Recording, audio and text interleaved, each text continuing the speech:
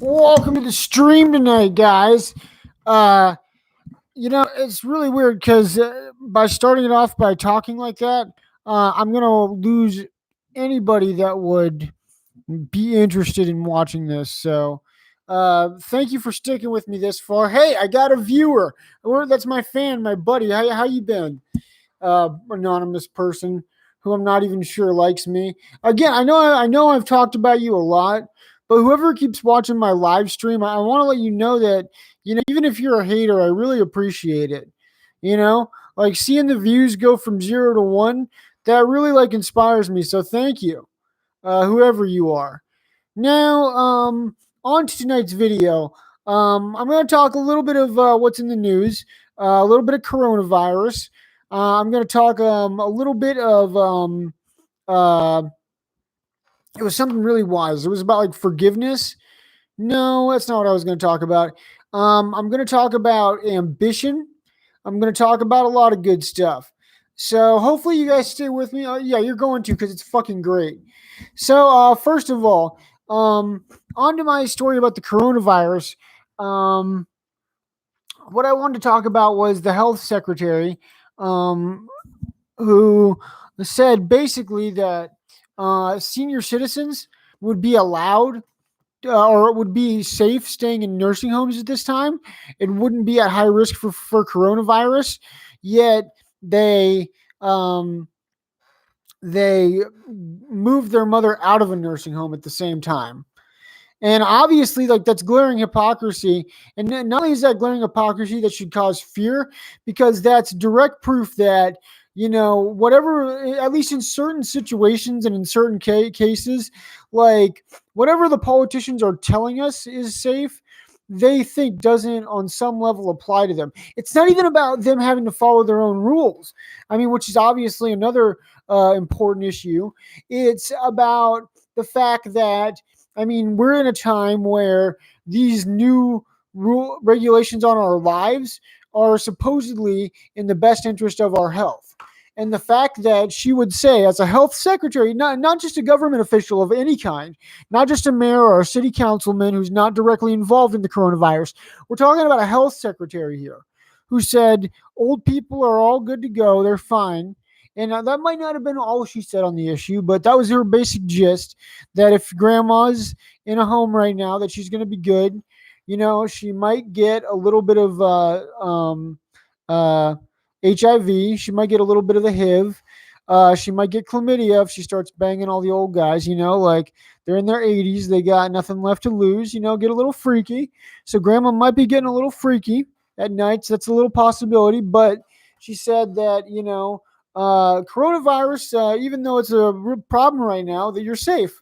That was her exact press conference. They're going to get lots of rashes and diseases from getting it on, and your grandma's going to get drilled every night. But basically, when it comes to coronavirus, no, don't worry about it. You're all good to go. That's what the health secretary said. And it turns out that, not when it comes to her mother. She moved her mother from a nursing home, and and what I can't get over is like just like I don't understand how they don't understand that they can't get away with this anymore. Obviously a lot of people are paranoid about the lack of privacy that comes with all the technology we have today, but I think that this is a huge benefit of it, is that you can't get away with not following the rules if you're a person of power. If you're somebody who has influence over our lives and you don't live by those same standards, you're going to get found out. Not 100% sure, but there's a way greater likelihood that that's going to leak and then that's going to be exposed than it ever has at any time in history.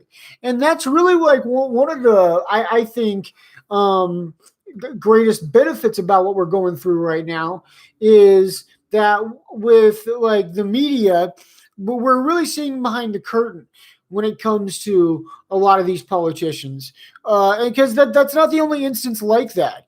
There's that story of, I believe it was the mayor of Chicago, who wouldn't allow people in her city to go get haircuts, but she got go hair. She had to, or she was able to go get haircuts because she's the image of the city. And and that's just so that's so fucked up to me because, like, first of all, like in that situation, like she doesn't know anybody that would come to her house and cut her hair. She doesn't know any stylist that'd be willing to do that. The whole reason that she would do that is, I think, to kind of on some level be the biggest swinging dick in the room. That's what's disturbing about that. It's it's like I'm the image of the city. Like, I understand that. Like, she does have to get her hair cut, but uh, like okay, what is the line with that? Like, because I know I'm kind of like coming off as like being inconsistent, because okay, I do understand that that's a sign of hypocrisy right there, but I also think that if you're someone who supports good and don't live up to those standards, that shouldn't count against you too much. And I can't think of any good examples of politicians kind of that behave like that right now, and with especially regarding the issue of the coronavirus. But I guess what I'm saying is kind of like what I heard Bill Maher say once, is like, well, I'm fine with perverts as long as you have principles. So basically, like, if you're somebody who lives a certain way in terms of how you behave, like if you have like kind of a party lifestyle, if you don't, if you kind of, like to experiment a little bit, like to go a little crazy, like to get a little bit of wasted, a little toasted. But do you really care about your constituency? I don't think it matters that you fuck prostitutes or fuck your secretary. You know, again, I think it matters how you're judged as a man, how you're judged as a husband, how I'm not saying it doesn't matter on any respect, or that person should feel respected for, or should respect themselves for what they're doing. But I think if you're a politician that honestly is working collectively to better people who have less power than you, and giving them access to a better life, I think that that's what comes first. And the reason that I'm bringing this up is because I've been thinking about Rob Ford a lot lately. And for those of you who don't know who Rob Ford is, he was the mayor of Toronto, and he got caught smoking crack. Actually, how far am I into this? 7:47, not bad.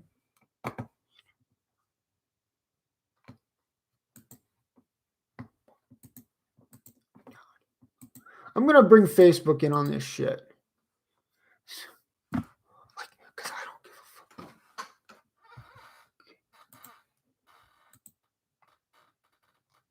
Yeah, but it's gonna be a little bit slow for a second, guys. Okay, I don't really care about what I think. The one problem I see is it's a little controversial. It's gonna get a little crazy. Fuck.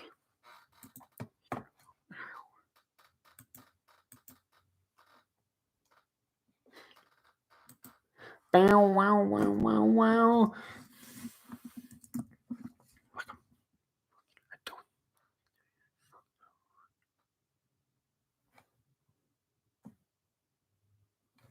Stop.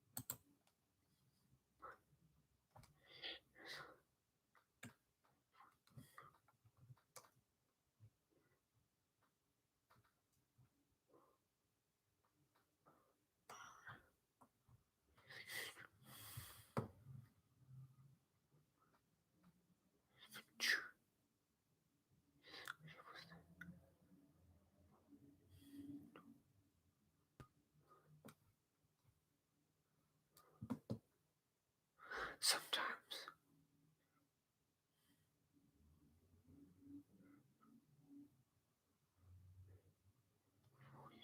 Rid of this.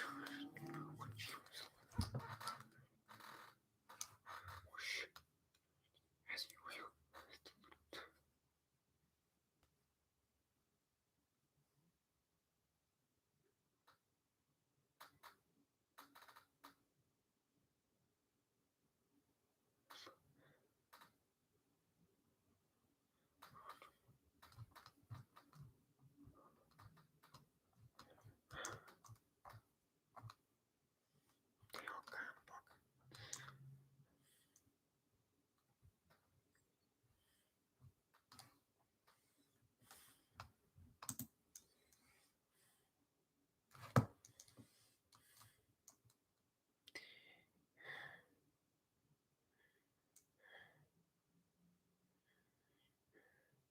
I can.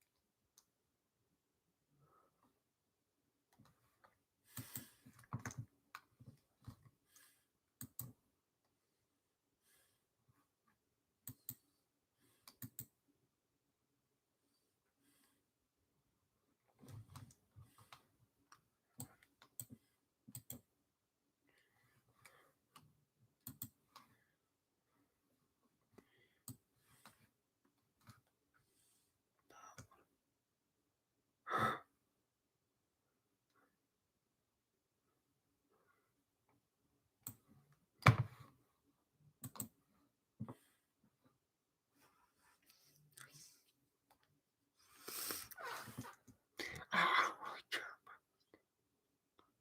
I don't really care. Stop.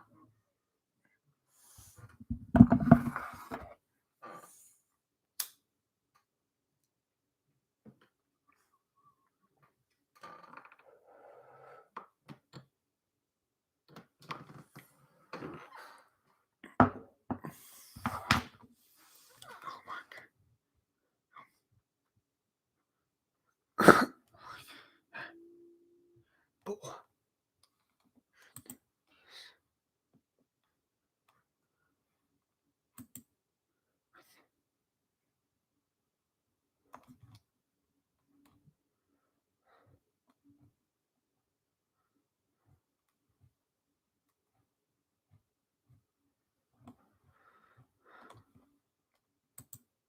so, yeah, I don't know.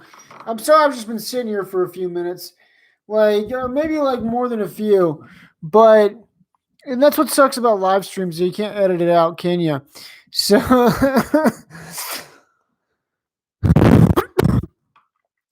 I thought about bringing Facebook on, but then I decided, fuck it, why not?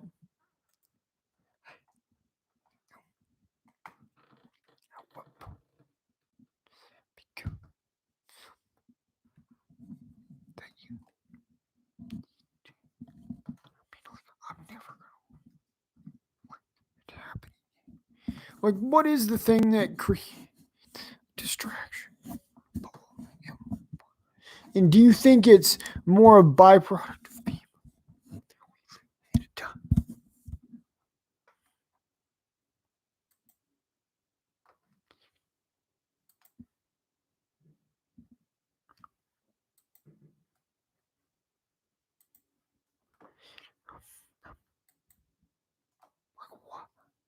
Why not?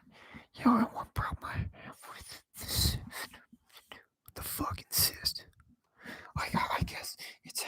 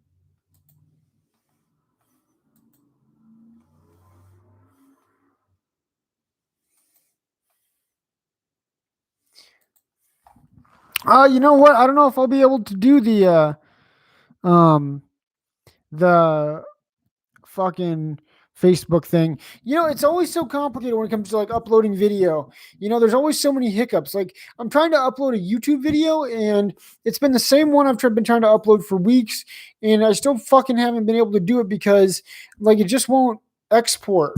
And I don't get it. And I just hopefully I get it worked out. And I guess yeah, that's like what I want to close with is like ambition. Like when you guys lose focus, like when you guys stop hearing that voice that kind of just motivates you to get up and keep going at it and go against the grind and stay with it and believe in yourself.